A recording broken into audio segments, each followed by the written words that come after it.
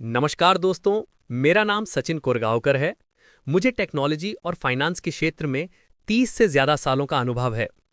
आज मैं आपके साथ एक बेहद चर्चित और ट्रेंडिंग टॉपिक पर बात करने वाला हूं, H1B वीजा और अमेरिका में राष्ट्रपति डोनाल्ड ट्रंप की नई पॉलिसी।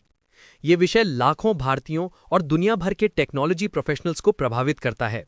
तो चलिए इसे बेसिक से लेकर एडवांस तक आसान भाषा में समझते हैं।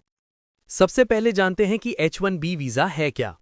यह अमेरिका का एक वर्क वीजा है जो उन लोगों के लिए होता है जिन्हें स्पेशलाइज्ड जॉब्स में काम करना है। इसमें engineering, IT, research, medical, finance जैसे क्षेत्र आते हैं।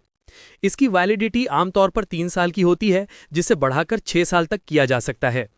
हर साल इसकी सीमित संख्या यानी कोटा होती है। 65,000 वीजाज जनरल कैटेगरी के लिए और 20,000 वीजाज उन लोगों के लिए जिनके पास अमेरिका से मास्टर्स या उससे ऊपर की डिग्री है।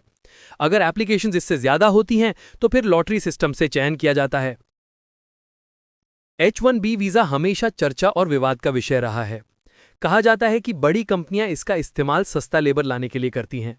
इससे कभी कभी अमेरिकन वर्कर्स की नौकरियां खतरे में पड़ जाती हैं। एक और बड़ी समस्या है वेतन दबाव। कंपनियां विदेशी कर्मचारियों को कम सैलरी देकर लागत घटाती हैं। साथ ही प्रोसेस जटिल है। Lottery, fees, documents, visa stamping और डिलेज से लोग परेशान रहते हैं। डिपेंडेंट्स यानी परिवार के लिए भी कई तरह की पाबंदियां होती हैं। अब आते हैं ताजा बदलाव पर। सितंबर 2025 में राष्ट्रपति डोनाल्ड ट्रंप ने एक प्रेसिडेंशियल प्रोक्लेमेशन जारी किया, restriction on entry of certain non immigrant workers. इसमें सबसे बड़ा बदलाव है डी, हर नए H1B वीजा एप्लीकेशन पर $1 लाख यानी लगभग 83 लाख रुपए की नई फीस। इसका मतलब है अगर कोई पहली बार H1B वीजा ले रहा है तो अब उसे ये भारी भरकम फीस देनी होगी। लेकिन पुराने वीजा होल्डर्स और रिन्यूअल्स पर यह फीस लागू नहीं होगी। यह नियम 21 सितंबर 2025 से लागू हुआ है और फिलहाल 12 महीने के लिए है। सरकार के पास इसे आगे बढ़ाने के विकल्प भी रहेगा। हाँ, नेशनल इंटरेस्ट यानी राष्ट्रीय हित में आने वाले केसों को इससे छूट भी मिल सकती है। शुरुआत में बहुत कंफ्यूजन हुआ, क्या यह फीस हर साल देनी होगी? क्या रिन्यूअल्स पर भी लागू है? क्या पुराने वीजा धारक भी फंस जाएंगे? लेकिन बाद में व्हाइट हाउस ने साफ किया कि यह वन टाइम फीस है, हर साल नहीं, सिर्फ नए एप्लीकेंट्स को देनी होगी। पुराने H1B धारक और रिन्यूअल करने वाले सुरक्षित हैं। दोस्तों, इस कदम से तुरंत कई प्रभाव दिखने लगे। बड़ी टेक कंपनीज जैसे गूगल, माइक्रोसॉफ्ट, अमेजॉन ने अपने कर्मचारियों को सलाह दी कि जो लोग बाहर हैं वो तुरंत अमेरिका लौट आएं। कई कंपनीज ने नए हायरिंग प्लान्स रोक दिए। भारतीय आईटी कंपनीज पर इसका सीधा असर पड़ा क्योंकि सबसे ज्यादा H1B वीजास भारतीयों को मिलते हैं। छोटे और मध्यम आकार की कंपनीज के लिए यह फीस बहुत भारी पड़ सकती है।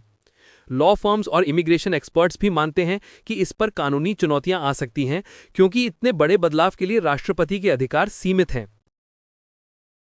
अब देखते हैं कि इसके लॉन्ग टर्म असर क्या हो सकते हैं। अमेरिका में विदेशी टैलेंट की एंट्री घट सकती है। इनोवेशन और रिसर्च की रफ्तार धीमी हो सकती है। कंपनीज अब अमेरिका की बजाय भारत, यूरोप या कनाडा में प्रोजेक्ट शिफ्ट कर सकती हैं। कुछ सेक्टर्स में अमेरिकन वर्कर्स की सैलरी बढ़ सकती है, लेकिन साथ ही टैलेंट की कमी भी हो सकती है। विदेशी छात्र अमेरिका पढ़ाई के लिए कम आकर्षित होंगे अगर उन्हें लगता है कि नौकरी मिलना मुश्किल है। दूसरी तरफ ट्रंप प्रशासन का कहना है कि यह कदम अमेरिकन वर्कर्स की सुरक्षा के लिए जरूरी है। आने वाले समय में हमें कुछ चीजों पर ध्यान देना होगा। क्या कोर्ट्स इस फैसले को चुनौती देंगे? नेशनल इंटरेस्ट में कितनों को छूट मिलेगी? टेक कंपनीज अपनी हायरिंग स्ट्रैटेजी कैसे बदलेंगी? और क्या भारत जैसे देश अमेरिका से इस पर बातचीत करेंगे?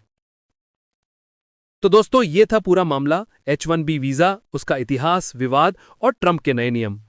मेरी राय में यह कदम अल्पकालिक राजनीति को ध्यान में रखकर उठाया गया है, लेकिन दीर्घकाल में इससे अमेरिका की ग्लोबल टैलेंट अट्रैक्ट करने की क्षमता कमजोर हो सकती है। आपका इस बारे में क्या सोचना है? क्या ट्रंप का यह कदम सही है या गलत? कृपया नीचे कमेंट सेक्शन में अपनी राय जरूर बताइए। अगर आपको यह वीडियो जानकारीपूर्ण लगा तो लाइक और सब्सक्राइब करना ना भूलें। मैं हूं सचिन कोरगांवकर, 30 साल से ज्यादा अनुभव के साथ टेक्नोलॉजी और फाइनेंस की दुनिया से आपके लिए ऐसे ही अपडेट्स लाता रहूंगा। धन्यवाद और मिलते हैं अगले वीडियो में।